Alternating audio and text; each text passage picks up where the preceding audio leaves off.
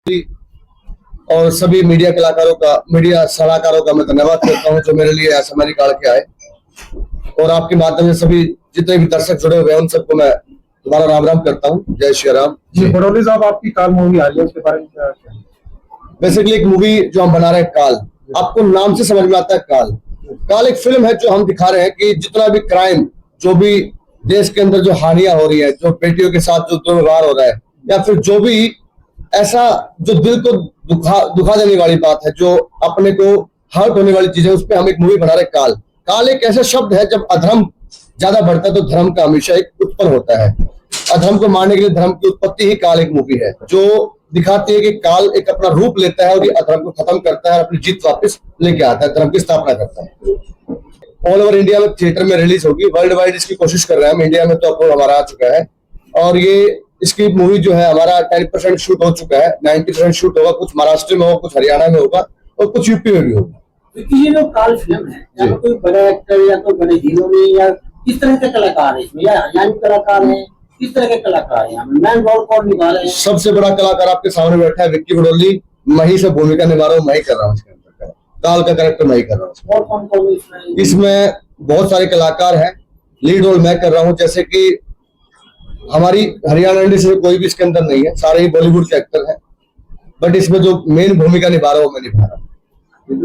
देख पाएंगे जनता? आप काल को 2 से 3 महीने बाद ये रिलीज होगी और इसका प्रोमो जो है 1 महीने बाद रिलीज होगा, तो आप प्रोमो इसका देख पाएंगे। स्टोरी से क्या आम लोगों की जिंदगी में कोई फर्क पड़ेगा? जो स्टोरी बनाई, इस स्टोरी से ना मैं आपको बता दूं, वो चेंज आएगा जो लाइफ में आज तक कभी नहीं आया।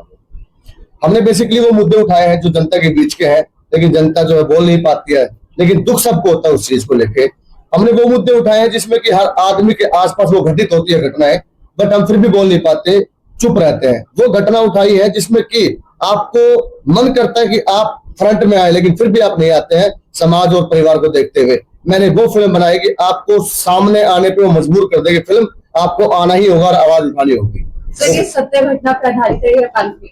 बेसिकली ये मूवी हमने 80% सत्य घटनाओं पर आधारित हमने बनाई है, लेकिन 20% जो है तो इसमें हमने काल्पनिक भी डाला है इसके अंदर। इससे पहले कितनी फिल्में आपकी स्टार्टिंग में क्या है, क्या संदेश देगी मूवी, क्या वो है इस मूवी का?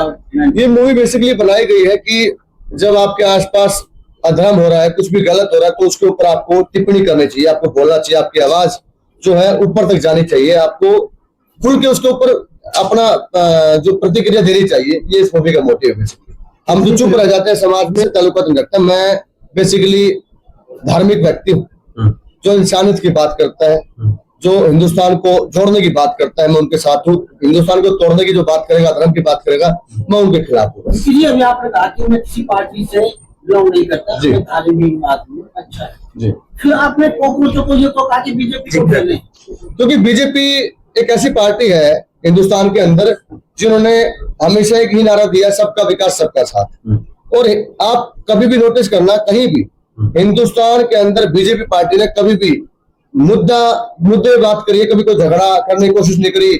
या आप कहते हो, लोग कहते हैं हिंदू मुस्लिम का झगड़ा किया, हिंदू मुस्लिम में बांटा, कभी जीवन के अंदर बीजेपी पार्टी काम नहीं करती है। पार्टी विपक्ष पार्टी कराती है और बीजेपी का नाम होता है। बीजेपी के साथ में इसीलिए हूँ। पेपर लीक होना विपक्ष ने कराया नहीं, ये कहीं ना कहीं सिस्टम की हार हो सकती है। सिस्टम का है, सिस्टम की हार हुई है, लेकिन उसमें कभी एक्शन नहीं हुआ है। देखिए, अभी आपने कहा इस पे एक्शन नहीं हुआ, ये आपको मुझे पता है, लेकिन सिस्टम तो इसमें लगा होगा।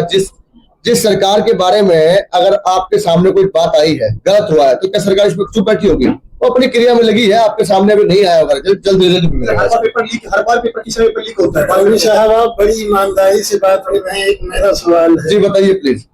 कांग्रेस पार्टी ने अन्ना आंदोलन को एक समय जन्म दे दिया, ऐसी परिस्थितियां बनी कि अन्ना को वहां बैठ। सर, मैं आपको एक बात बताना चाहूंगा, शायद आपको भी ज्यादा प्रभावित आप हो नहीं पाए, आप हिंदुस्तान में रहते इसलिए प्रभावित ज्यादा हो नहीं पाए, और हमारे ऊपर सरकार बीजेपी है।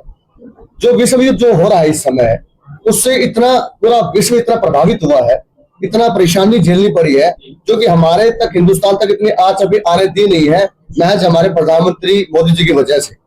मैं आपको बता दूं, इससे बड़े देशों में बड़ा आर्थिक मंदी आई है, जो कि जिसका इफेक्ट थोड़ा बहुत हमारे देश में भी हुआ है, और ये लाजमी कि होगा भी।